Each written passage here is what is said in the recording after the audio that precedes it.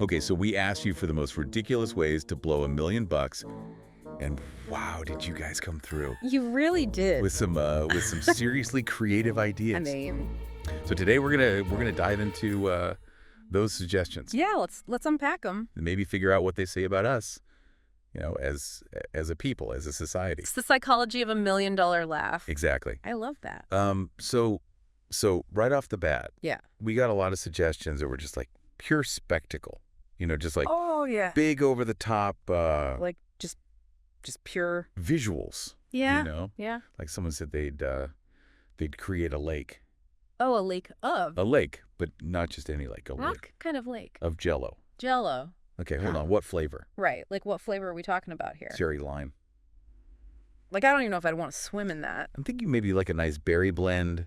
Okay. Like Makes it's you. refreshing. But then the logistics of like, Oh my God. how do you even make a Jell-O lake? The engineering. Alone is incredible. And then someone else said they dropped vintage pogs from a blimp Pogs from a blimp. over a major city. Oh my God, that is amazing. Like just imagine just raining pogs. It's like a weird. Like what is even happening? Yeah, it's a very specific nostalgia too. It is, right? Like, are we talking like the slammers, Yeah. the really cool ones? Are we talking like limited edition pogs? Oh my God, can you imagine like a holographic Charizard Pog falling from the sky? I mean, people would go crazy. People would lose their minds. Like that's what I think is so interesting about these is like, yeah, it's not just about spending the money. It's about creating this like, it's an experience. yeah, like a shared the experience. spectacle. Yeah, a spectacle. And I think that's like a really human thing. Oh, absolutely. Like we crave that kind of collective experience. Right. Like we want to be part of something. Yeah, especially something that's unusual, something that breaks the norm. Right. Like nobody's ever going to forget the day that pogs rained from the sky.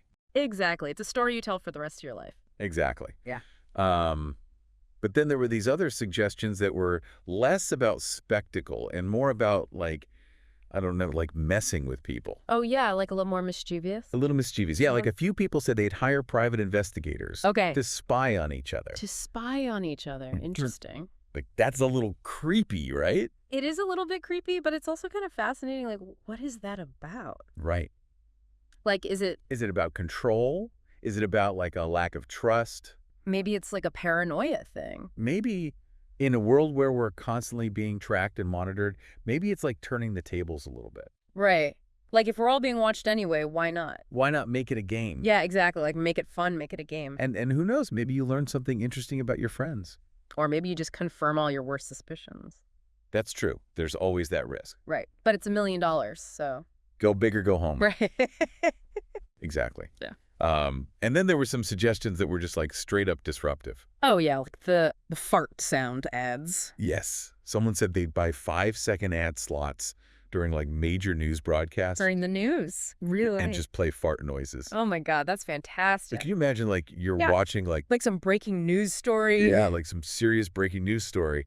And then, what was that? It's like the ultimate troll. It is. It's like, It's like sticking it to the man in the most ridiculous way possible. yeah, and it's so pointless, but also kind of brilliant. Just the absurdity of it that makes it so funny. Right. It's like you're not even trying to sell anything. You're just, Just creating chaos. yeah, just creating chaos. Pure, unadulterated chaos. And I think that appeals to people. Oh, absolutely. There's something very liberating about just disrupting the status quo. Yeah, and it's like a big middle finger to like the seriousness of the news. Oh, yeah. It's like saying, hey, lighten up a little. Exactly.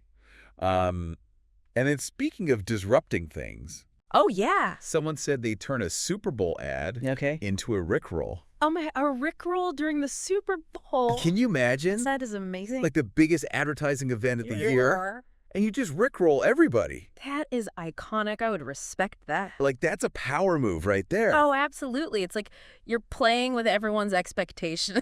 Yeah, and it's like, again, it's pointless, It's utterly pointless. but also kind of hilarious. But it's hilarious. And it's memorable. Oh, yeah. You're going to be talking about that Rickroll for years. Right, like everyone's going to be like, remember that time that Super Bowl ad was just a Rickroll? Exactly. You become a legend. Yeah, you become a legend. Yeah. Okay, so then we have the classic, I gave a guy $1 million and all I got was this lousy T-shirt. Oh, yeah. That's a classic. Like, is that the ultimate anti-consumerist statement? Yeah, it's definitely up there. right? Okay. Like, it's like you're taking the idea of like Is spending $1 million.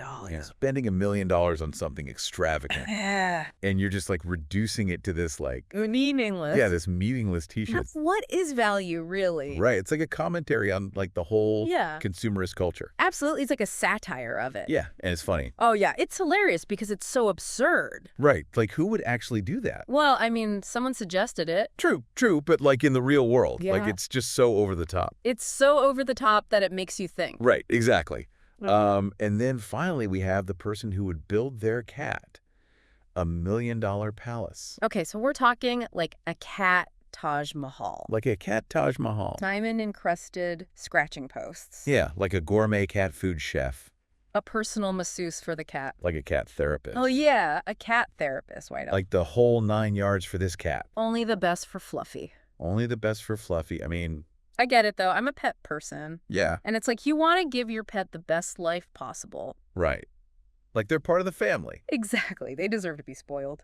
So I guess $1 million cat palace, isn't that crazy? Well, be not in the grand scheme of things. Right. So, yeah, I think it's fascinating how these suggestions I know, me too. can be so funny, but also like reveal so much about, About us. about what we value, what we fear, what we find entertaining. Yeah, it's like a window into our collective psyche. Exactly. Huh. So as we wrap up this deep dive, Hit me. if you had $1 million to burn Okay. in the most ridiculously over-the-top way possible, In the most ridiculous way. what would you do? Ooh, that's a tough one. And more importantly, Yeah. what does that say about you? Ooh, even tougher. Right? Like, what's your $1 million laugh? I think I'd have to go with something that combines spectacle with a little bit of social commentary, you know? Ooh. I like where this is going. Something that makes people laugh but also makes them think. Okay. I'm intrigued. But I'm going to leave the specifics up to you. Oh, come on. You can't just tease us like that. Going to leave you with something to ponder, right? I guess so. But seriously, folks, think about it. Yeah, think about it. What would you do with $1 million if you could be completely ridiculous? And what does that say about you? Let us know. We want to hear your ideas. See you next time for another deep dive. Bye, everyone.